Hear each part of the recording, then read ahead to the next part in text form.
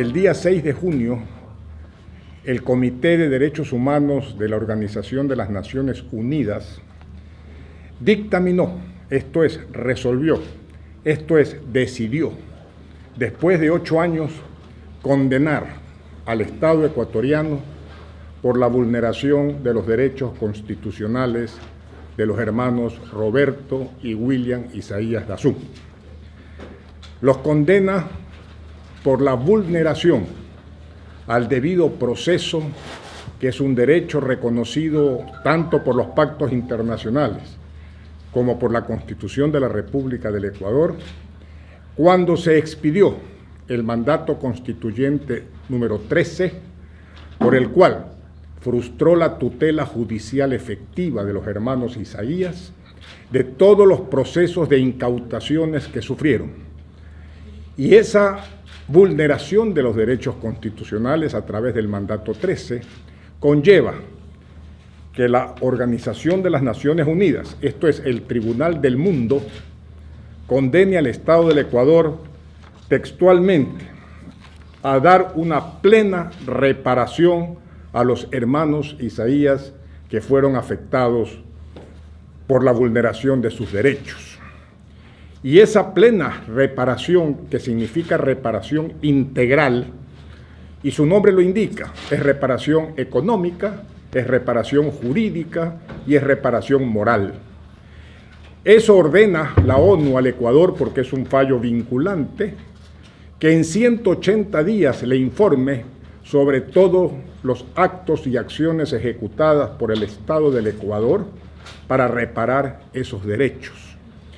Por lo tanto, las acciones que deba tomar el gobierno nacional, entre otras, lo que les pide la ONU en el fallo, es que difunda el dictamen, es decir, que lo haga conocer textualmente a todos ustedes para que ustedes y el pueblo ecuatoriano tome conciencia de que hay un tribunal internacional que sí protege y precautela los derechos de las personas cuando son violados por los gobiernos autoritarios.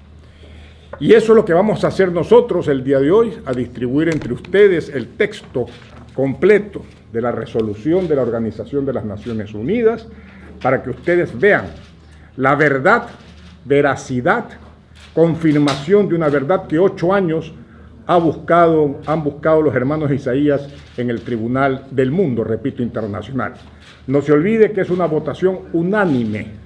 Esto es 18 países, 18 juristas, 18 especialistas, 18 expertos de países como Estados Unidos, Gran Bretaña, Italia, Japón, Israel, han consignado sus votos a favor de este fallo. Y con un voto salvado, que es más fuerte todavía y que le indica más vulneraciones de los derechos constitucionales. Esa es la verdad y está dicha en forma textual y expresa. La distorsión con la que se ha querido en una rueda de prensa por el señor canciller, que entiendo que no es obra de él, sino de abogados irresponsables, de abogados que han querido acomodar con verdades a medias, con transcripciones cortas, el fallo, han querido dar la impresión de que el Ecuador no ha sido condenado y que más bien los hermanos Isaías son los que han perdido el juicio, cuando aquí textualmente dice lo contrario. En cuanto al proceso penal, jamás, cuando se fue el 12 de marzo del año 2008 a la ONU, no existía ni siquiera esa fecha sentencia de casación. El proceso penal no estaba en juego, no hay que engañar, hay que decir la verdad. Las vulneraciones al debido proceso, dice la ONU, no las van a cuestionar ninguna de las aplicaciones de leyes hechas en el Ecuador por los tribunales nacionales. No se consideran jueces de cuarta instancia. Por lo tanto, no van a decir si estuvo bien o estuvo mal. No obstante, que ustedes leerán, repiten una por una las violaciones al debido proceso que sufrieron las hermanas Isaías. No se pronuncian en consecuencia ni a favor, ni se pronuncian en contra. Pero en definitiva, condenan. Y voy a leer, señores, con el permiso y la venia de ustedes para mayor ilustración, la parte textual. Punto 8. El Comité de Derechos Humanos, actuando en virtud del artículo 5 Pucotrat, etc., dictamina significa resuelve, decide, que el Estado parte, el Ecuador, violó el derecho de los autores, los hermanos Isaías, bajo el artículo 14.1 del pacto, a un proceso con las debidas garantías en la determinación de sus derechos y obligaciones. Textual. El 9.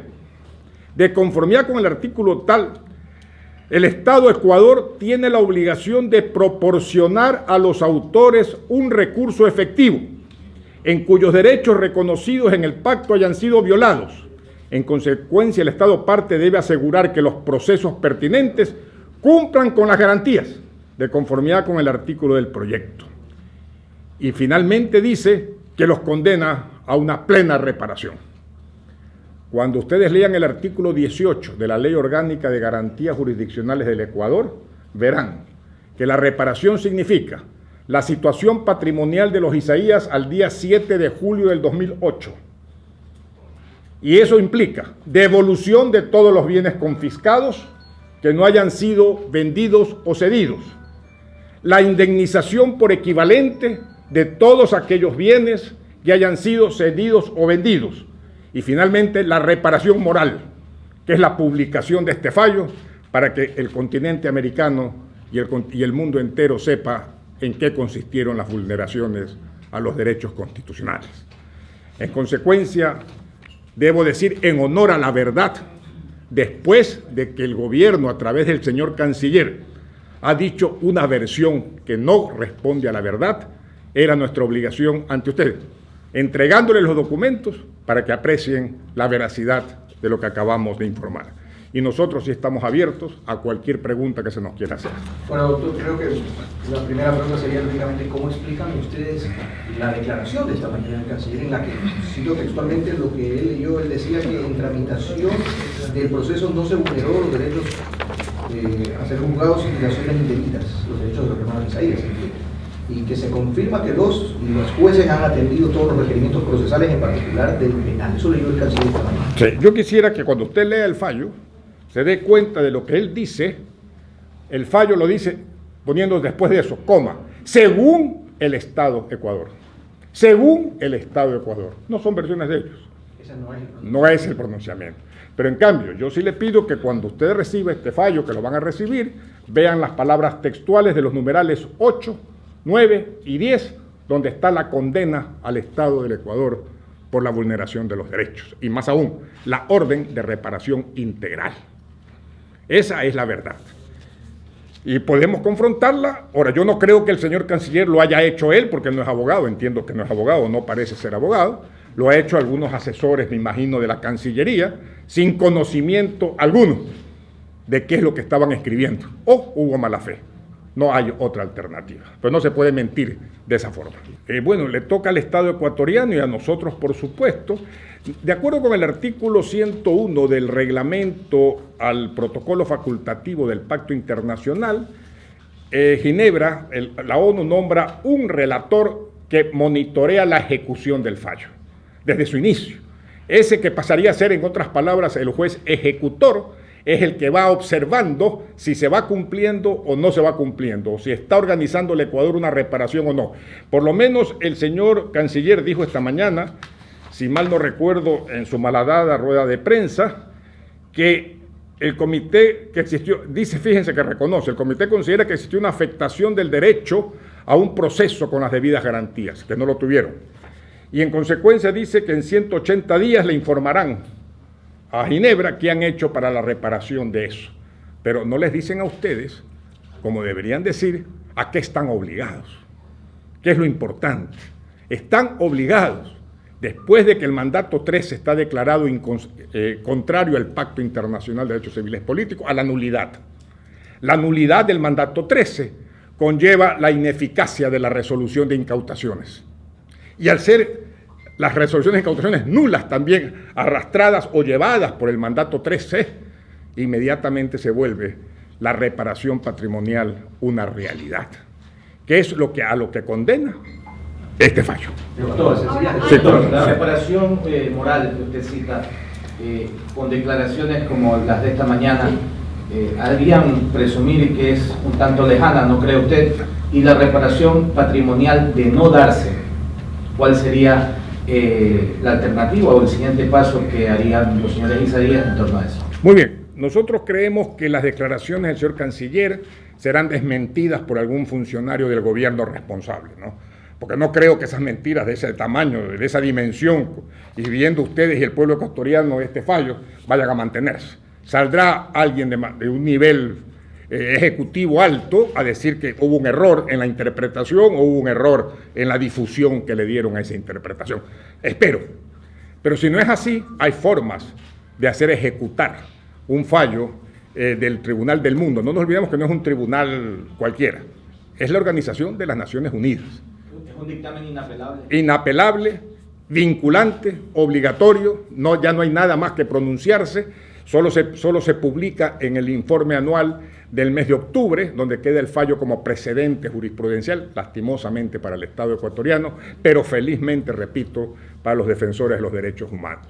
En cuanto a nosotros, seguiremos esperando un tiempo prudencial que el Estado ecuatoriano, a través de portavoces responsables y con credibilidad y con responsabilidad, informen cuál va a ser el procedimiento que seguirá el Estado para la reparación. ¿Qué pasa con los bienes que fueron incautados y que fueron vendidos? A ver, cuando uno sufre una pérdida patrimonial en forma ilegal o inconstitucional, si a mí me quitan las cosas, me las tienen que devolver. Y me dicen, pero no te las puedo devolver porque ya me deshice de ellas, ya las vendí, ya las cedí, ya las transferí. Muy bien, estás obligado entonces a pagarme en dinero en efectivo el equivalente a ese patrimonio.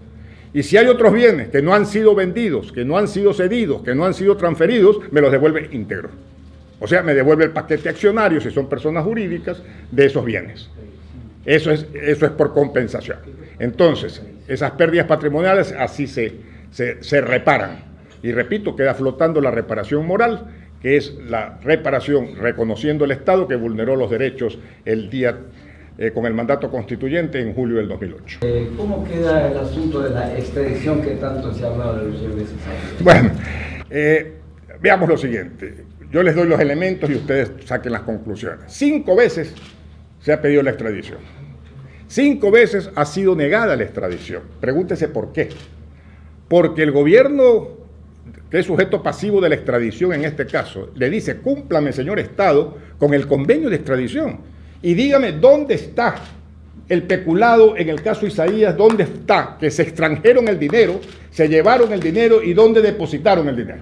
Eso pide el Estado, como es normal, eso le exige el convenio. Y el Estado hasta la fecha ha podido hacerlo. ¿Por qué? Porque no existe. Ni siquiera las sentencias penales, cuidado, ni siquiera las sentencias penales hablan de apropiación de fondos. Nunca se habló de apropiación de fondos. Por eso que no puede haber extradición. Por eso ya no pasa de ser sino verbalismo político, sobre todo ahora lo van a aumentar, quizás por la campaña electoral que se avecina. Pero no le damos ninguna seriedad a esos pedidos. Y reiterando el tema de la sentencia, ¿cómo queda? La sentencia penal. Ajá, sí, la sentencia A ver, penal. no te olvides y te cito de una vez, anticipándome y sin conocimiento incluso de mi cliente, tomándome ciertas atribuciones. Te cito el artículo 658 del Código Orgánico Integral Penal. Y te pido que lo unas con la decisión del dictamen de remitir en ese proceso penal a los tribunales ecuatorianos la resolución de las interpretaciones arbitrarias que se dieron en el proceso penal.